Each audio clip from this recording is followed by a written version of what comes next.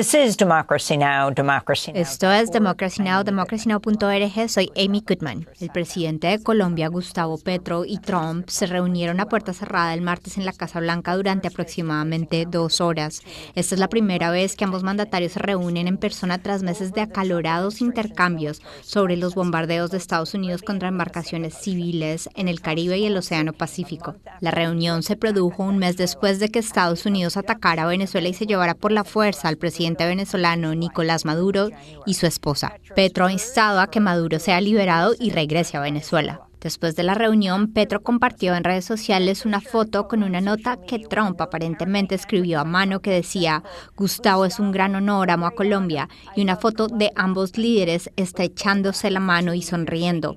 Trump adoptó un tono radicalmente diferente después de haber insultado a Petro y de haberlo acusado falsamente de ser un narcotraficante, así como de amenazar a Colombia con acción militar. Estas fueron las palabras expresadas el martes por Petro después de su reunión con Trump. Sí le dije que es entre libres y uno no puede actuar bajo chantajes. Haz esto, si no pasa esto, no, nosotros decimos ni por el chiras.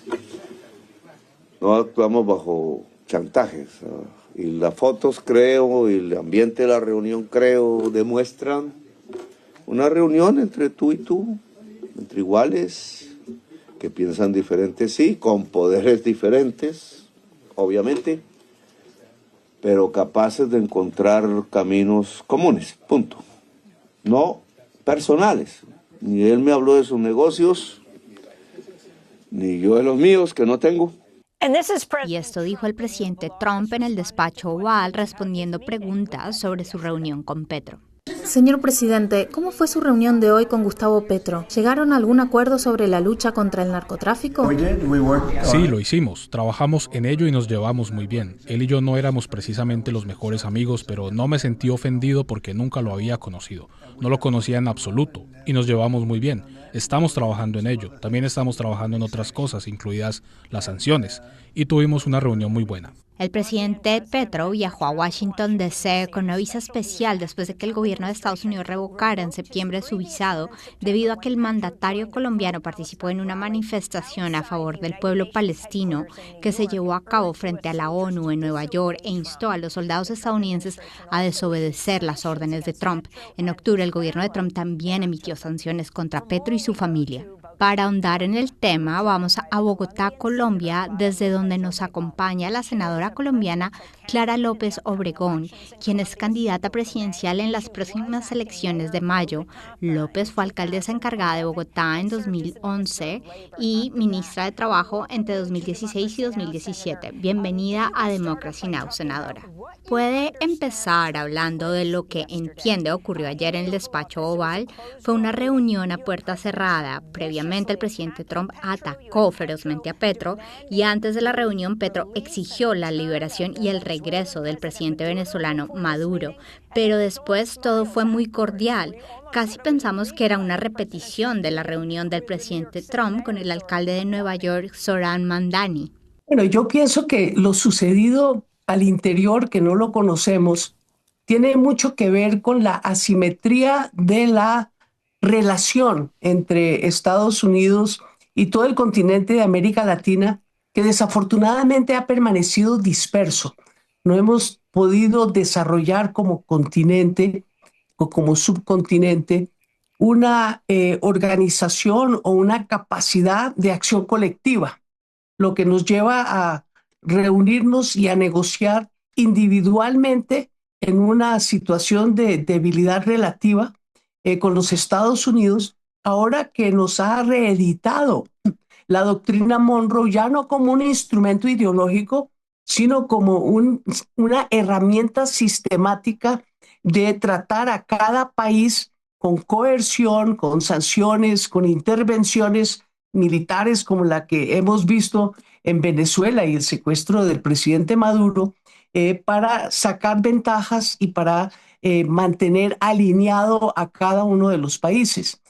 Pero pienso que el discurso del presidente Petro debió sorprender al presidente Trump porque buscó un común denominador, el de la libertad, Y desde ese común denominador lo que hizo Petro fue recomponer esa debilidad relativa buscando un común lenguaje para tratar temas muy conflictivos como el de la energía, como el de la migración, como el de las sanciones, el cambio climático, que son temas que desde luego los separan, pero que con convertir un común denominador de lenguaje, de principio universal, debió de generar condiciones de un diálogo que de otras maneras habría sido muy conflictivo y muy difícil. ¿Puede hablar sobre a qué se refiere cuando menciona la doctrina Monroe, que el propio Trump ahora llama la doctrina Dunroe, y qué implica esto para América Latina, incluso más allá de Colombia? Bueno, la realidad es que la doctrina Monroe del año 1824 siempre se ha utilizado no como un mecanismo para defender a las nuevas repúblicas de esa época cuando reclamaron su independencia frente a España, sino como un mecanismo de mantenerlas bajo el control y el dominio de la política y del interés nacional de los Estados Unidos. Habíamos pasado durante una etapa larga bajo ese dominio, pero llegaron las épocas modernas con Franklin Delano Roosevelt, después con Kennedy, que adoptaron más una idea del buen vecino. Entonces nos hemos movido entre la intervención militar y la coerción y la zanahoria del buen vecino, de la colaboración y de la cooperación.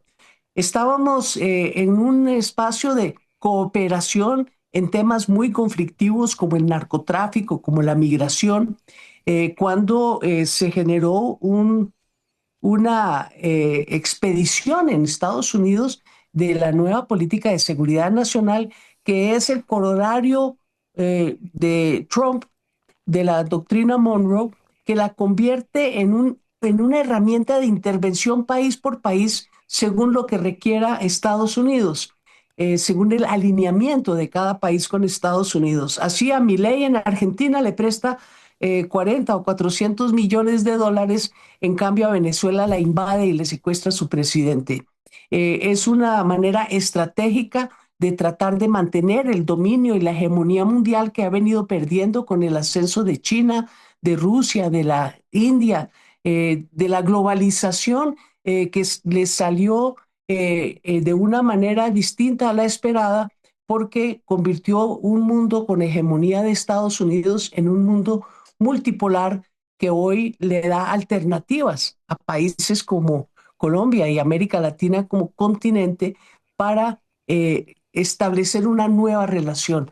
Entonces estamos en esa parte de la crisis, que lo viejo no ha terminado de morir y lo nuevo no ha terminado de nacer. Some say that the attack on Venezuela, even the attack on Colombia. Hay quienes dicen que el ataque a Venezuela, incluso los ataques verbales contra Colombia y también los bombardeos de embarcaciones en el Pacífico y el Caribe, en los que murieron más de 100 personas de Colombia, Venezuela, Trinidad y Tobago, sin que se presentara evidencia alguna de que de hecho eran traficantes de drogas. Algunos dicen que el objetivo en realidad es derrocar al gobierno cubano. El presidente Trump impuso sanciones contra cualquier país que proporcione petróleo a Cuba y Estados Unidos ahora controla el petróleo de Venezuela. Vimos a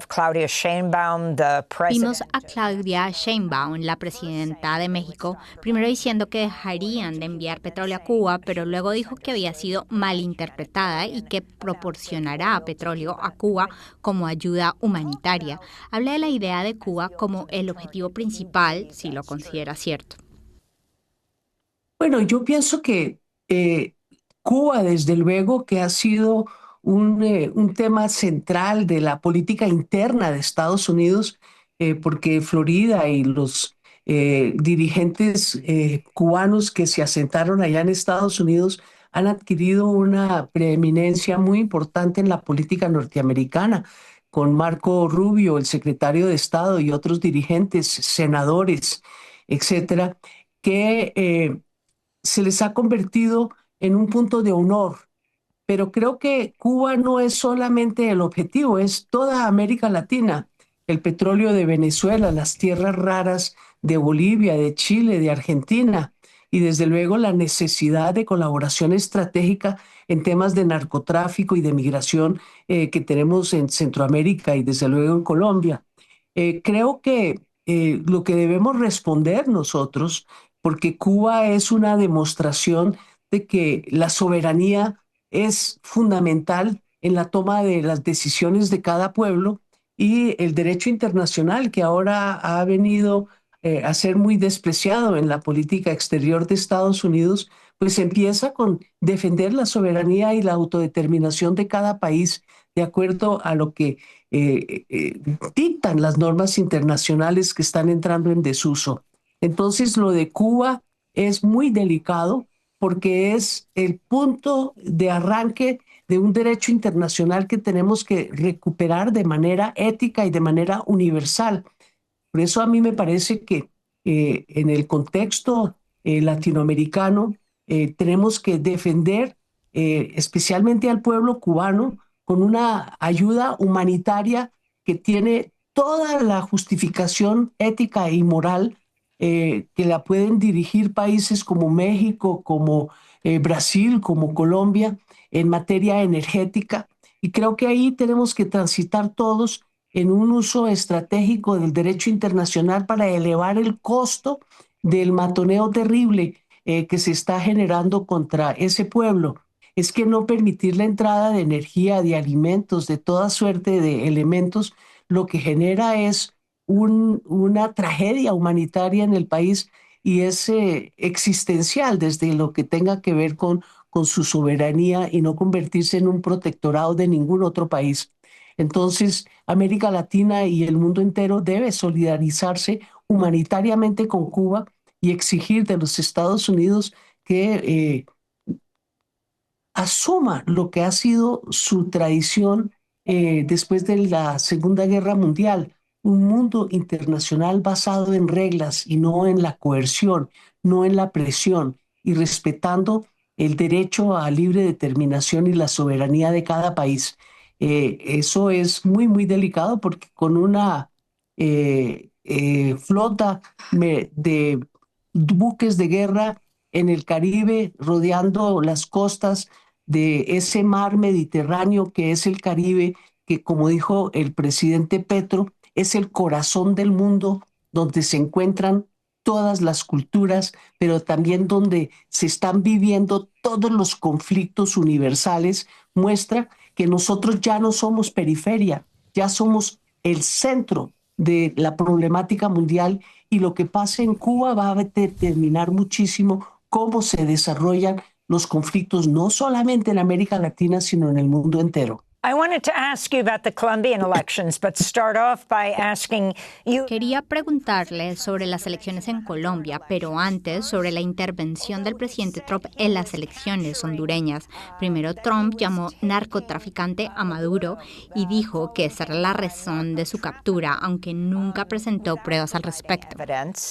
He then released the former president of Honduras, Luego liberó al expresidente de Honduras, Juan Orlando Hernández, quien había sido condenado en Estados Unidos por narcotráfico, luego de facilitar el ingreso de algo así como 400 toneladas de drogas a este país.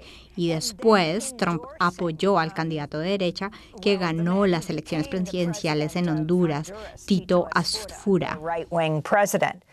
Are you concerned if you can talk about Colombia's upcoming election? ¿Le preocupan las próximas elecciones en Colombia? Usted se está postulando para la presidencia, senadora Clara López Obregón. ¿Qué tipo de precauciones están tomando, ya sean los partidos políticos o quienes representan a Colombia, contra una intervención estadounidense en los comicios?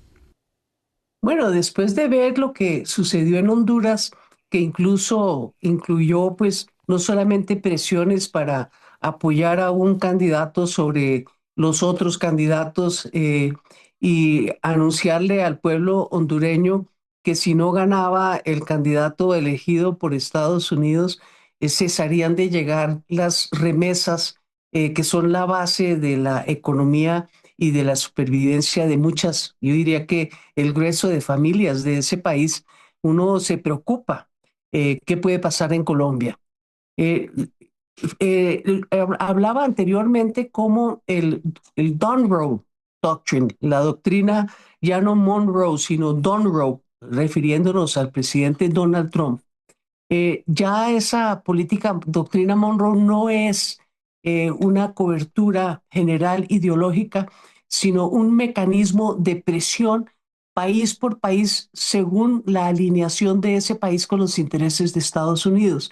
Entonces, creo que es muy importante la diferenciación porque eso lleva a un intervencionismo eh, selectivo por cada país de acuerdo a lo que el presidente de Estados Unidos y su política de seguridad nacional exija.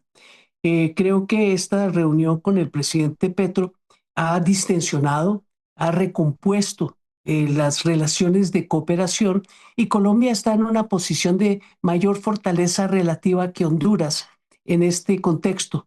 Así es que yo esperaría que un mensaje en Truth Social del presidente Trump no vaya a cambiar el direccionamiento del voto del pueblo colombiano como lo hizo en Honduras acompañado de presiones económicas, porque Colombia está en una situación muy diferente, está muy arraigado. Yo diría que en la mitad de la población el cambio que ha iniciado el presidente Petro como primer presidente alternativo de Colombia en toda su historia y ha generado un apoyo orgánico en la población. Aquí nuestra discusión es que hay un sector del espectro político que es muy funcional a las políticas de Estados Unidos, está muy interconectado en materia de negocios.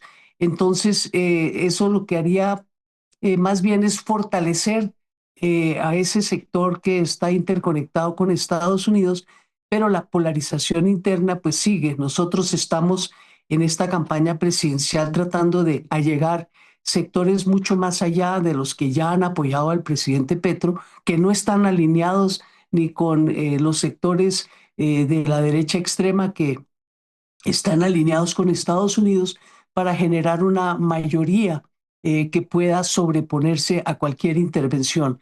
Pero eso está latente, no ahora, sino siempre en las elecciones de Colombia. I want to thank you so much for being with us. Senadora Clara López Obregón, queremos agradecerle por habernos acompañado. Candidata presidencial en las próximas elecciones de mayo en Colombia, fue alcaldesa encargada de Bogotá y ministra de Trabajo. Estuvo hablando con nosotros desde Bogotá, la capital de Colombia. Para ver nuestra entrevista en inglés, visite democracynow.org. Soy Amy Goodman. Muchas gracias por acompañarnos.